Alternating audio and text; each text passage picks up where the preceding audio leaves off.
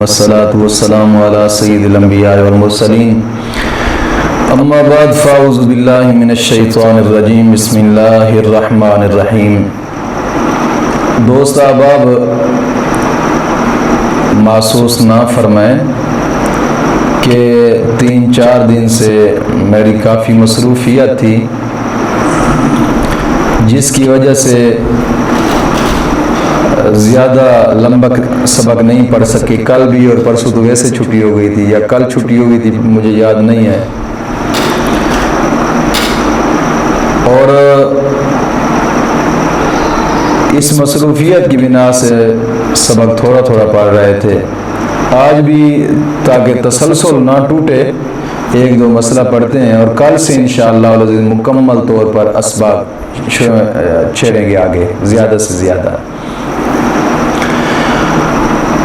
آج یہ سمجھیں کہ وضو اور غسل دونوں کا تیمم ایک ہی ہے، کہ تیمم میں 3 فرض ہیں۔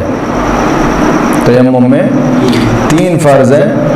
پہلا فرض ہے نیت تیمم میں، اور دوسرا فرض ہے کہ سارے منہ پر ہاتھ پھیرنا تیمم کا، اور تیسرا فرض ہے کہ دونوں ہاتھ کونیوں سمیت مسح کرنا۔ اب اس ہر فرض کے ایک الگ الگ مسائل پڑھیں گے ہم۔ یہ 3 فرض تھے تیمم کے۔ جو پہلا فرض تھا نیت، کہ اگر کسی نے ہاتھ مٹی پر مار کر منہ اور ہاتھوں پر پھیر لیا، کسی شخص نے ہاتھ مٹی پر مارا اور پھر وہی ہاتھ مٹی پر مار کر منہ اور ہاتھوں پر پھیر لیا ہے، لیکن نیت نہیں کی ہے تیمم کی، تو تیمم ہوا ہی نہیں ہے، کیونکہ نیت فرض ہے، پہلا فرض ہی رہ گیا ہے۔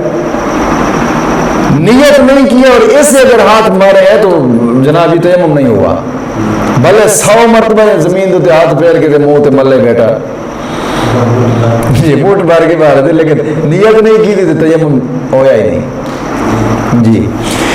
دوسرا مسئلہ یہ ہے کہ کافر نے اسلام لانے کے لیے تیمم کیا تھا۔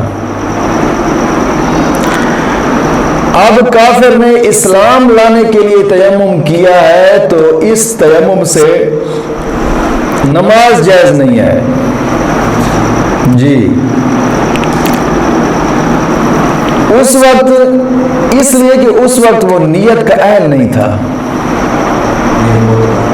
جی، وہ نیت کا اہل نہیں تھا، بلکہ اگر پانی پر قدرت نہ بھی ہو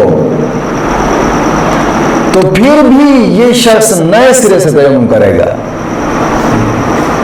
نئے سرے سے تیمم کرے گا اور نیت کرے گا کہ میں یہ جناب جی پاک ہونے کے لیے تیمم کر رہا ہوں۔